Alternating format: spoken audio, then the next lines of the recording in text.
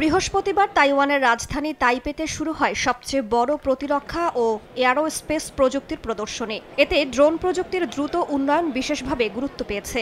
Anti drone radar ও interceptor drone সংযোজিত বিভিন্ন সামরিক যান প্রদর্শিত হচ্ছে। এবছর 490টি প্রযুক্তি নির্মাতা প্রতিষ্ঠান অংশ নিয়েছে এই প্রদর্শনীতে। 2023 সালে অংশ নিয়েছিল মাত্র 275টি প্রতিষ্ঠান। নিজস্ব প্রতিষ্ঠান ছাড়াও আছে মার্কিন লকহিড কোম্পানি, নর্থ্রপ গ্রুমান কর্পোরেশন সহ আরও বিভিন্ন প্রযুক্তি কোম্পানি। তাইওয়ানের অন্যতম অস্ত্র সরবরাহকারী মিত্রদেশ যুক্তরাষ্ট্র। বুধবার মার্কিন একটি কোম্পানির সঙ্গে যৌথভাবে তৈরি প্রথম ক্ষেপণাস্ত্রের উন্মোচন করে তাইওয়ান। তাইওয়ান প্রশাসন 2030 সালের মধ্যে প্রতিরক্ষা খাতে জিডিপির 5% ব্যয়ের লক্ষ্য নিয়েছে। এই সামরিক প্রদর্শনীকে আন্তর্জাতিক সহযোগিতা প্রসারিত করার সুযোগ হিসেবে দেখছেন সংশ্লিষ্টরা।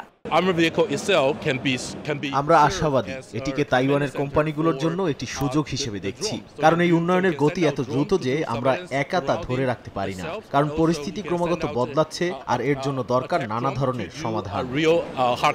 চীনের সঙ্গে তাইওয়ানের উত্তেজনা নতুন নয়। চীন তাইওয়ান ভূখণ্ডকে নিজেদের বলে দাবি করে আসছে। বেইজিং এর এই দাবিকে প্রত্যাখ্যান করে নিজেদের সামরিক সক্ষমতা জোরদার করছে তাইপে। রাইসা জান্নাত, সময় সংবাদ।